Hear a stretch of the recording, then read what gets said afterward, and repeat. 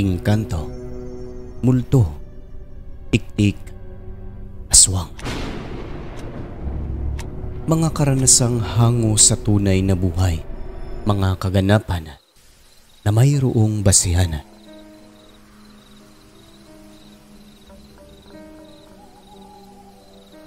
Magandang araw o gabi sa inyong lahat. Ako po muli si Mercedes at ibabahagi ko naman ang aming karanasan na talaga namang magpasa hanggang ngayon ay nasusuka pa rin ako sa tuwin nang maalala ko ito. Nangyari taong 1975 at third year high school ako noon kung hindi nagkakamali. Sir Alex, ako yung tipo ng tao na palabarkada kaya marami akong kaibigan sa paaralan, sa aming barangay o kahit sa ibang lugar. Nang mga panahon na yon ay mahusay kasi akong makisama sa lahat ng tao na aking nakakasalamuha na isang pagkakamali rin na muntik kong ikapahamak. May naging kaibigan ako na kaklase ko sa paaralan. Tawagin na lang natin siya sa pangalang Joanne. Sa lahat ng mga classmate ko, siya yung pinakatahimik na tao at simple lang. Pero wala siyang kaibigan sa school namin sa kabila ng kagandahan nito sa panlabas na anyo. Tama po kayo, maganda siya Sir Alex at maputi. Nakikita kong palagi siyang nag-iisa kaya isang araw noon, ako mismo ang lumapit sa kanya at kinausap ko ito.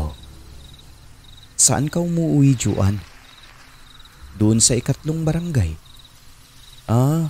Medyo malayo pala sa inyo, no? Oo, kaya nagbabaon ako para hindi na uuwi sa tanghali. Dito na nagsimula ang pagkakaibigan naming dalawa. Araw-araw, kapag may pasok ay magkasama kami sa school, sa kantin at kahit sa library ay sabay kami. Napansin kong iba talaga si Joanne. Ang napuna ko pa sa kanya kahit magkaibigan na kami noon, hindi pa rin ito palasalita. Tahimik lang siya parati na animoy malalim ang iniisip.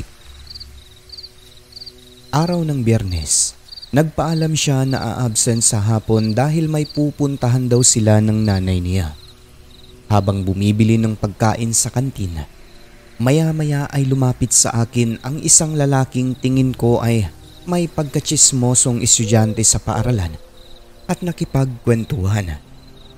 Nalaman kong kabarangay pala ito ni Joanne at ang sabi niya, ilala umano si Joanne at ang pamilya nito sa barangay nila. Sagot ko naman, bakit? Nasa politika ba ang mga magulang niya? Hindi. Kasi, Juan, putol-putol na salita na para bang may tinatago. Anong Juan? Ikaw ha? Siguro may gusto ka sa kaibigan ko no? Hindi mo lang masabi sa kanya kaya ako ang nilapitan mo. Tama ba? Uy, hindi ha? Hindi daw. Maganda kasi si Joanne, di ba? Ligawan mo na lang, total magkabarangay lang naman kayo eh. Hindi ah. At wala akong balak na ligawan siya, no? O bakit naman? Kasi alam mo Mercedes, siya nga pala, atin-atin lang ito ha. Huwag mong sabihin sa kanya o sa iba. O sige. Kasi kilala ang pamilya nila na pamilyang aswang sa lugar namin. Kahit nga yung isang teacher dito kilala sila. Tagaroon lang din sa barangay namin. Ha? Nagbibiro ka ba? Hindi. Kung ako sa'yo, layuan mo na yung kaibigan mo na yan. Nagulat ako sa sinabi ng lalaki at hindi agad nakapagsalita. Sabi ko sa kanya, baka gumagawa lang ito ng istorya. Sagot nito, kung ayaw mong maniwala, di bahala ka. Napapaisip talaga ako sa sinabi niya, Sir Alex. Matapos noon, umalis na siya at nagsenyas pa sa akin na huwag maingay sa pamamagitan ng paglagay ng hintuturo sa kanyang ilong habang naglalakad palayo.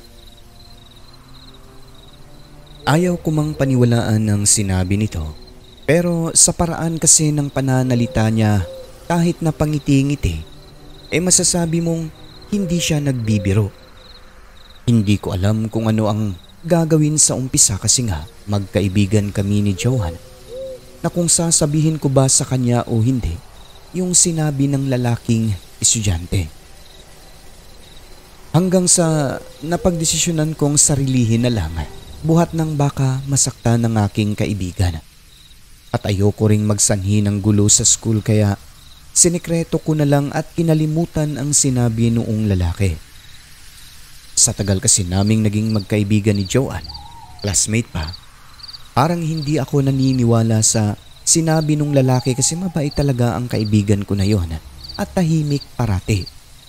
Kaya katagalan, tuluyan ko nang winaglit sa aking isipan ang chismis na yon ng lalaking medyo may pagkachismoso na gwapo pa naman. Makalipas ang ilang buwan, piyesta sa baryo ng aking kaibigan. Siyempong araw ng Biyernes iyon kaya nagkasundo kami na a-absent ng hapon para makifiesta sa bahay nila. Ilang araw pa lang kasi bago ang fiesta ay inaaya na kami ni Joanne na magpunta sa kanila at doon mananghalian. Masarap daw magluto ang nanay niya ng putahing kaldereta. Yun daw ang hinahanap ng mga namimiesta sa kanila sapagkat walang katulad ang sarap ng pagkakaluto rito. 3 kaming nagtungo sa kanila. Lahat ay magkamag-aral. Ang isang classmate ko ay kabaryo ko lang sa kabilang street ang bahay nila. Bago kami umalis, hinanap ko yung isang kapitbahay pa namin na estudyante rin sa paaralan. At nang makita ko na nga ito, inaya ko siyang sumama sa amin pero ang pakay ko lang talaga, makisuyo lang na sabihin sa kuya kong sumusundo sa akin na hindi ako makakauwi ng hapon dahil makikifiesta kina Joanne. Tumango naman siya at ayun na, alam kong hindi siya sasama. Agad na kaming nagtungo sa bahay ng aming kaibigan. Malayo ang barangay nila Joanne pero okay lang dahil meron namang masasakyan. Malayo pa lang, dinig na namin ang malakas na tugtog ng sound system. Sa probinsya kasi, kapag may fiesta kaugalian na ang coronation night, pabayle at disco sa gabi. Tanghali pa lang, magpapatugtog na ang sound system ng malakas. Mag-aalauna na ng hapon nang makarating kami sa bahay nila Joanne. Tahimik ang mismong bahay nito. Malayo sa ibang kabahayan at maraming mga tanim na punong kahoy sa palibot. May bakod na hindi makikita ang loob dahil matataas ang halaman. Agad naman kaming inasikaso ng nanay at mga kapatid niya. Pinaupo sa mga upuan sa mesa sa labas na may mga pagkain ng nakalatag para sa mga bisita. Sabi ng kanyang nanay, ang iba ay umuwi na raw dahil tapos nang kumain. Bali pagdating namin, kami na lang yung tao sa kanila. Maya-maya mula sa likod ng bahay kung saan ang kusina, hinainan kami ng putahe na mga karneng luto ng nanay ni Joanne. Sabi nito, para lang umano yun sa mga espesyal na bisita ang kalderetang luto niya. Konti lang daw kasi yun kaya hindi inilabas sa iba. Kami na may ginanahan kasi nga, ikaw ba tawaging espesyal na bisita, di ba? Sa amin lang daw talaga yon dahil mga classmate kami ni Joanne. Puro karne ng baboy ang handa nila. Yung iba, hindi namin alam kung anong klaseng karne yon. At nang mag-umpisa na kaming kumain, sabi ko sa aking kaibigan, "Ay, ang sarap nga Joanne oh. Kakaiba sa lahat ng natikman kong luto na kaldereta." Siyempre naman, si mama kaya ang nagluto niyan. Pangiting-ngiting sagot ni Joanne sa akin. Ang karne Sir Alex, sobrang lambot nito na parang batang baboy sa lambot. Habang kumakain, Maya-maya sabi ng classmate kong si Tintin, may nakain daw siyang matigas na bagay kaya agad niya itong niluwa. Laking pagtataka naming tatlo dahil kuko talaga ng tao yung nanguya niya sa kalderetang kinakain namin. Ang tagpong yon ay hindi nakita ni Joanne kasi tiyempong nasa loob siya ng bahay nila noon. Inutusan ng kanyang inay. Tinignan ko rin po yung kaldereta na nakalagay sa mangkok. Inisa-isa ko ang karne at di nagtagal, nakakita ako ng buhok. Diba, ang buhok ng baboy puti naman. Yung nasa ulam ay itim at mahaba-haba, katulad sa buhok ng tao. Sabi ko naman, baka nalaglag lang yung buhok ng nanay ni Joanne habang nagluluto kaya napunta sa ulam. Pero yung kuko, palaisipan kung saan nanggaling yon at hindi na lang namin pinansin. Masarap din naman kasi ang luto ng nanay ng aming kaibigan na putahing kaldereta. Ngunit yung nakakain ng kuko, nawalan talaga ng gana at medyo nasusuka siya pero hindi nagpapahalata. Matapos makakain ay nakaramdam ako ng tawag ng kalikasan kung kaya nagtanong ako kay Joanne kung saan pwede makaihi. Agad niya namang itinuro sa akin ang CR nila na nasa likod ng kusina. Ang mga CR kasi nung panahon ay separate po sa bahay. Ganon talaga sa probinsya. Matapos noon, naghanap ako ng tubig. Dumaan sa kusina nila para sana maghuhugas ng kamay. Ngunit pagpasok ko, mabaho sa loob.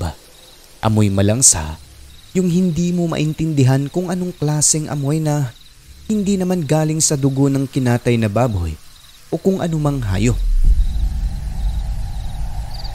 Kaya lumabas na lang ako at bumalik na sa mga kasama namin sa harap sa may mesang may pagkaing nakalatag.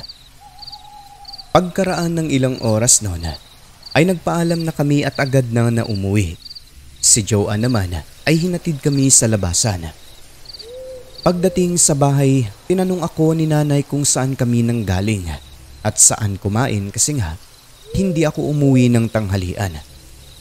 Sagot ko sa kanya, doon kami kumain sa classmate naming si Joanne sa kabilang barangay kasi fiesta sa kanila at maraming pagkaing masasarap, lalo na yung putahing kaldereta. Di nagtagal noon, nakaramdam ako ng pananakit ng tiyan pero kaya lang naman, hindi masyado. Maya-maya pa, dumating ang nanay ng classmate ko na nakakain ng kuko sa ulam na kaldereta at sabi nito, sobrang sakit daw ng tiyan ni Tintin. Pinapapunta ako sa bahay nila dahil nagtawag na pala ng manggagamot ang nanay niya para gamutin ang anak pati na ako. Nagtaka naman kami kung bakit manggagamot agad. Hindi ba pwedeng inuman muna ng gamot para sa pananakit ng tiyan? Naliwanagan kami dahil sabi raw sa kanila ng manggagamot lahat kaming nakakain ng kaldereta sa bahay nila Joanne kung saan may fiesta. Agad na magpakita sa kanya para makainom ng langis sapagkat hindi umano karne ng baboy ang pinakain sa amin doon, kundi karne ng tao. Nang dahil doon, naalala ko ang sabi ng isang estudyante sa paaralan namin na mukhang nagkakatugma.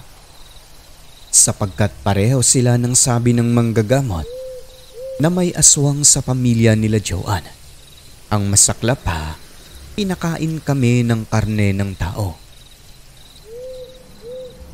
Ang sabi pa nito ay pwede raw kaming mayanggaw noon kung masama ang pakay nila sa amin. Pwede rin namang pinatikim lang ang karne, ngunit dahil sumama ang aming tiyan lahat, posible raw na mayanggaw daw kami sabi ng manggagamot. Kaya nung magkita-kita kami sa bahay ng aking classmate, ay agad kaming pinainom ng langis na kulay itim. Pangtanggal daw yun sa yanggaw o kahit na anong nilagay sa pagkain na makakasama sa isang tao. Ilang sandali pa, lahat kami ay sinuka ang kinain na sobrang lapot, na habang nakikita ko ang mga karning durog at kulay itim, nandidiri talaga dahil karne pala ng tao ang masarap na kaldereta na yon. Matapos noon ay umayos naman po ang aming pakiramdam. Pinaalalahanan kami ng manggagamot, huwag basta-basta dumayo sa isang lugar o kumain ng kahit na anong pagkain, lalo na kung hindi naman gaanong kilala ang mga nag-imbita.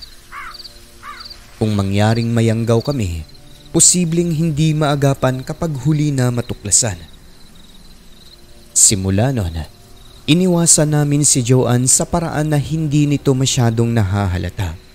Tulad ng kunyari, magpapaalam ako na aalis dahil may pupuntahan. Hindi naman totally na umiwas talaga. Nakikipag-usap pa rin naman ako kung minsan, pero hindi na katulad ng dati na masyadong close ako sa kanya. Ingat na rin talaga dahil sa nangyari. Samantala, yung mga kaibigan ko namang dalawa talagang umiwas yon kay Joanne. Siguro, katagalan na halata ng kaibigan namin ang pag-iwas sa kanya, kung kaya lumipat ito ng paaralan sa sumunod na pasukan. Ang iniisip ko nun, sir, kung alam ba ni Joanne ang ginawa ng nanay niya na pagpapakain sa amin ng karne ng tao. Kasi sabi ni nanay, meron daw mga anak ng aswang na kung minsan ay hindi alam ang ginagawa ng magulang. Kaya may mga pagkakataon nun, nalulungkot ako kapag naiisip ko ang kaibigan namin. Sa paglipas ng panahon, wala na akong balita sa kaibigang si Joanne. Malayo rin kasi yung lugar nila mula sa amin. Bali 3 barangay ang madadaanan bago marating doon. Ngunit kahit matagal na ang pangyayari, magpasa hanggang ngayon ay nandidiri pa rin talaga ako sa tuwing maiisip ko ang tagpo na yon. Sarap na sarap kasi kaming magkakaibigan habang kinakain ang espesyal daw na luto ng nanay ni Joanne na putahing kaldereta. Biruin nyo, nakatikim kami ng karne ng tao. Kung hindi dahil sa albularyo, hindi pa malalaman. Pero sa totoo lang, Sir Alex, kung karne talaga ng tao yon, hindi po ako magsisinungaling sa inyo. Totoong masarap siya. Minsan nga, naiisip ko baka nagkamali lang ang albularyo. Baka karne lang talaga ng baboy o kung anumang hayop. Pero may mga katanungan kasi. Una, bakit naman sumakit ang aming tiyan, di ba? At bakit sabay-sabay pa talaga? Tapos, bakit nawala nang makainom kami ng gamot ng albularyo? At bakit kapareho sa sinabi ng isang estudyante na aswang ang nanay ni Joanne? Diba? Kaya posible talaga na totoo ang mga sinabi nila. Ganun pa man, pasalamat na lang po kami dahil hindi po nayanggaw. Ngunit simula noon, naging maingat na talaga ako sa mga taong nakakasalamuha at kinakaibigan ko lalo na sa mga pagkain. Baka mamaya, madatnan ko na lamang ang aking sarili na lumilipad na. Naging leksyon sa amin ang karanasan na yon. Sabi nga nila, hindi mahuhusgahan ang isang tao base lamang sa panlabas na kaanyuan nito. Si Joanne na mahinhin, mabait sa paningin at sa pananalita, ay meron palang binabalak na masama. Kasi kung tunay siyang kaibigan, hindi niya dapat hinayaan ang kanyang nanay na isang aswang. Napakainin kami ng kalderetang tao.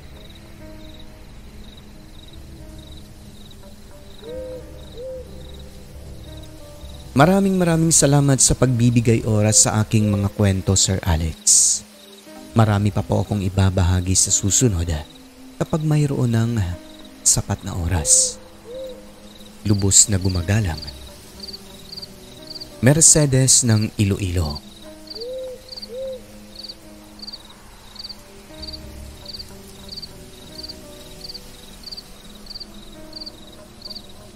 Ang mundong ating ginagalawan, nababalot ng hiwaga at kababalaghan na tanging ang Diyos lamang ang siyang may kasagutan.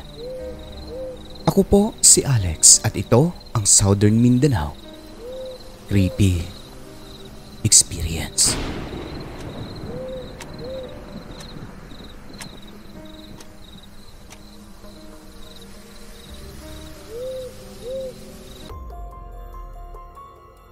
So yun na po mga kaibigan, no, ang kwento ni Ma'am Mercedes ng Iloilo, no? Alias Mercedes po yan kasi totoo po ang mga kwento niya. Grabe, nakakatakot naman po ang karanasan na yon, pinakain, pinatikim ng karne ng tao. Ikaldereta pa talaga guys, no, mga kaibigan ko dyan, naka-live tayo. Buti na lang at naagapan agad, no. Hindi sila nayanggaw kasi kung nilihim yon, nako, baka ngayon aswang na si Mercedes nagbabahagi sa atin ng mga kwento. Kaya dapat sa mga mahilig ng dayo-dayo dyan, no, fiesta sa ibang lugar, nako, ingat-ingat po lagi dahil hindi natin alam na kung minsan yung mga nagpapanggap na mabait, ay masasama palang balak, no. So yun lang po, kung meron kayong opinion, ilatag nyo dyan sa comment section mga kaibigan ko, certified SMC, no.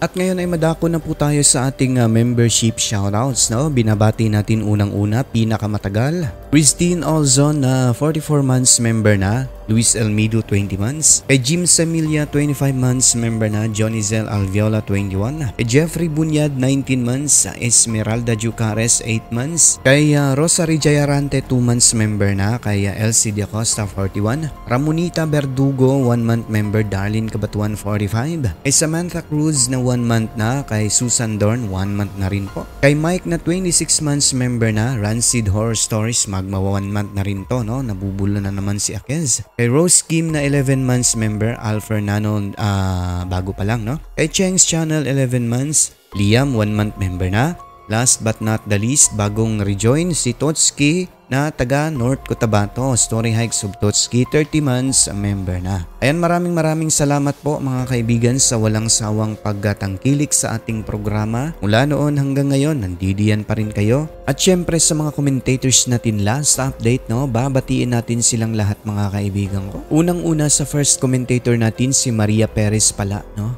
Maria Perez, pangalawa si Nilan Ikanayaka, kay Zoraida Longchamps, kay Hazel Fiesta, kay letter R lang nakalagay, no. Good morning din po. Kay Ramonita Verdugo na subscriber din po sa ating channel na SMCA. Maraming salamat po ma'am. At syempre kay Arlene Cools Benza, maayong gabi ipod sa imo dira, no. No skipping ads lagi si ma'am Arlene. At syempre kay Rexy Abergaz, kay Christy Harm ng Germany. Kumusta taon? Maayo lang gihapon ma'am, no. Since nagsimula hanggang ngayon, walang pagbabago. Kay Emit Johnny, no. Shoutout po idol, lagi po akong nakikinig sa mga kwentong aswang ninyo. Sige, shoutout sa iyo. Kay Jen Liam, Nimwell Joshua Magdaong, no. Shoutout din po sa inyo. Kay Anika Mishka, last but not the least, kay Leslie, no. Sabi niya, no skipping ads all the way from Muscat, Oman. Ayan. Ingat po lagi dyan ma'am, and thank you po sa inyong lahat sa patuloy na pagtangkilik sa ating munting programa. At sa lahat ng mga silent listener ay welcome po kayo sa channel natin. Pumasok na po kayo at i-hit ang subscribe button. Siyempre, huwag niyo hong kalimutan ang notification bell upang updated kayo sa mga bagot nakakasabik nating mga kwento. Muli po mga kaibigan, maraming salamat po sa mga suporta nyo. Huwag kalimutang tumawag sa taas. I love you.